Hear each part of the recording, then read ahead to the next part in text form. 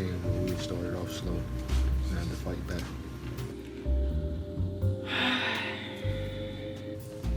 We ain't coming out with enough energy, as much focus as we should. Should have just came out and focused on what we had to do and just get the win.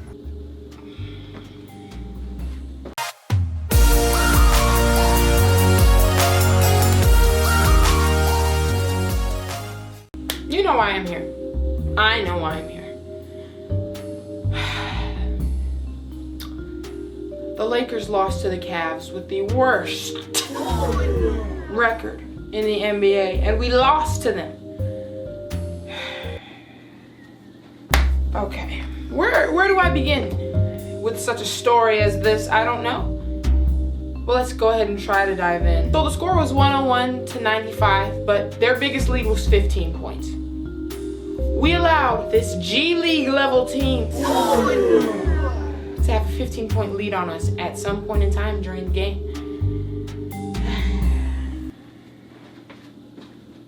Now let me read off some of the stats to you. You know, Ingram scored 22 points. Kuzma scored 29 points. Lonzo Ball scored 13 points. Hart scored 9 points. KCP scored 4 points. Okay, so let's just go over some of the things that I took away from this game. Number one, if it's a three-pointer, we can't shoot it. Oh, we miss every time. Oh, we do. Literally, we miss every time. I said, it's unbelievable. How much do you get paid to put the ball through that hoop? There's no way we should be missing this many times. It's unbelievable. It's unfathomable. It's unprecedented. And yet we were there missing. Another takeaway from this game is that free throws, we can't make them. We can't make them. Literally look like Bird Box out there. Take off the blindfold. You can look. I'm like,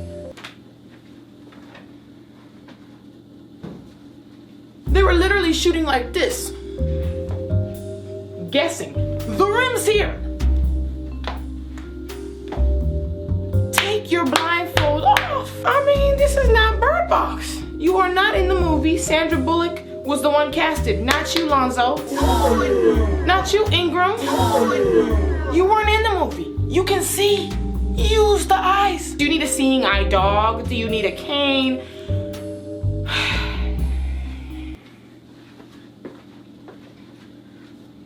Now, let me just talk about the bright spots. I don't want this to be such a negative video just because there's not many positives, but you know, we have to bring some positivity into this. So number one, Beasley. He didn't score the most amount of points or anything like that, but I mean, he did bring a lot of energy when he was in. He was driving.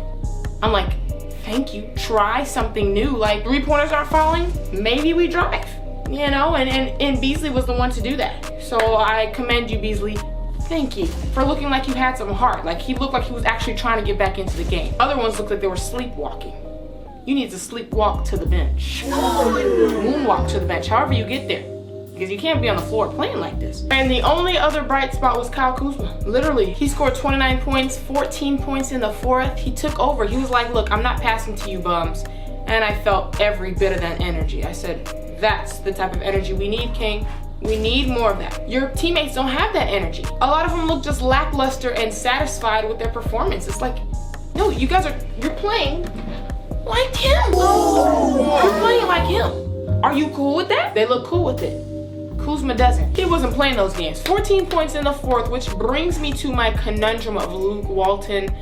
I gave you so many chances this year, Luke. So many warnings, so many everything, you know, and you're not heeding my warnings. So I don't know what the next step is. I don't know what I need to do. Disciplinary actions we need to take, Magic. We need to sit down and talk about this, because tell me why Kuzma's hot in the fourth quarter. Kuzma's hot regardless. He came out the womb hot on a streak. Why are we drawing up plays for KCP who has not scored the whole game? Huh? I'm confused. 4 points. He had 4 points, right? 22% from the field. We're gonna continue to draw up plays for him to get three-pointers off that haven't been falling the entire game. I fail to see the strategy. I don't No. Also, we took out Lonzo Ball, which he scored 13. He was doing well, you know. We took him out in the fourth. I'm trying to figure out. We put in Lance Stevenson, who scored 0 points. And, that's my best friend. I met him. We're best friends now. However, bestie, you got to get it together. We didn't bring you on here for that type of performance. Like, everybody was just kind of lackluster. Ingram, he was there. You know, he showed up, and I feel like we're a little hard on him, to be honest, because, you know, he did score 22 points. Like, whenever Ingram isn't like the star, we always jump on him because the organization hyped him up to be the next star. Right now, as it stands, Kuzma's the next star.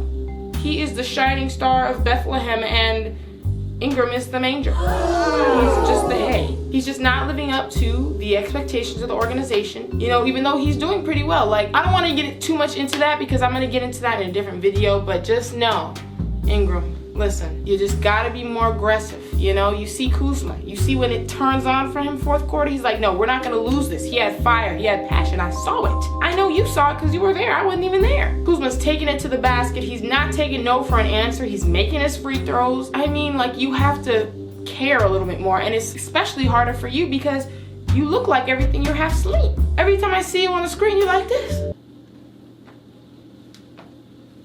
So you have to do more to look engaged. And you know that the Lakers fan base is not one to be played with. I saw a video on Twitter, some dude was like talking about, you guys signed up for this. Like, Laker fans, you're so impatient. You knew this would happen. If LeBron got hurt, you guys put a young core around him, and if he got hurt, you knew that would be just like last year. You knew this. First of all, the energy you came at it with was a little off. It was a little hostile. Didn't appreciate it. Also, I didn't know we were gonna have to train NBA players to make free throws. I just didn't know. Didn't know they were gonna all miss 3-pointers. I didn't know.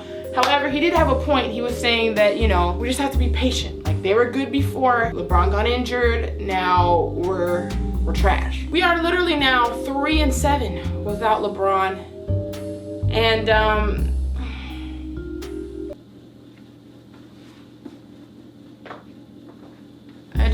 I don't know. LeBron, like, I'm sorry.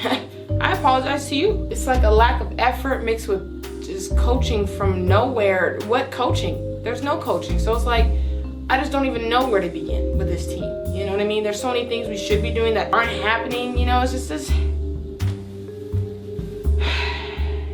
At the end of the day, we just lost to a team that's on a 12-game losing streak from tanking at home. You know, I'm sorry to anybody who's saying Laker fans need to be patient, calm down, you can't expect this and that. I can expect a win out of this game. Point blank and period. I can. And I will. And I will continue to expect a win out of these games all the time. You know, this is unacceptable. These guys are getting a little complacent. That's why I do like the pressure that Laker fans do put on the players. Because I feel like some players need to feel the heat. Like, you can't just be complacent like I feel like Brandon Ingram is right now. I feel like we're underestimating the passion he has for the game just because we can't see it. I'm sure he really cares. Cool. But we got to start seeing that come out a little bit more. You know, I see it in Kuzma already. He doesn't have to put up 40 points every night. I see it in him. Even if he has a night with 13 points, whatever, I see it in him. I don't see that in you. You know what I mean? So if we need to, look, if we got to trade him, you know what I mean? Let him grow into his body somewhere else. If we got to throw in KCP, throw him in there. You're gone with the wind. And the tragic part is now teams are watching this. We really expected the Pelicans to want to trade Anthony Davis for these guys? You know, it's just, I don't know, you know, but I'm just staying patient. You know, usually I would come on here ranting and yelling and screaming. I'm like, you know what, I can't. Lakers, you're stressing me out. My stress levels are abnormally high. I'm not gonna just continue to stress myself out and put wear and tear on my body because of you and your mistakes, okay? So, at the end of the day, I'm just gonna relax. Last thing I have to say is that a lot of people complain about the pressure that comes alongside playing with LeBron. And like Kyrie says, if everything goes well, it's all LeBron. And if everything goes bad, he has no help. You know what?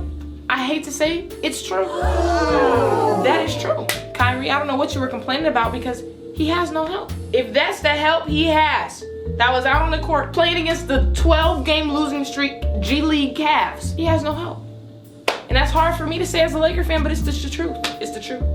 You know, he has no help. And then when he comes back and if we start winning, it's all him and Kuzma. It's a little bit of Kuzma too, but it's all LeBron. I hate to say it, but that's what we put on ourselves when we invited him to the team. So this is a very tragic situation, tragic days in LA. Laker fans, try to keep your head up somehow. I don't know how, don't ask me. My head is down. I don't know what to do. Comment down below, what's going on? What is going on? And opposing fans, get your roasting. Get your roasting, because I know I've been roasting people, so get your roasting. I don't mind, okay? Like this video if you enjoyed it. Check out some other videos right here, and subscribe to join the Splash Squad. I'll see y'all later.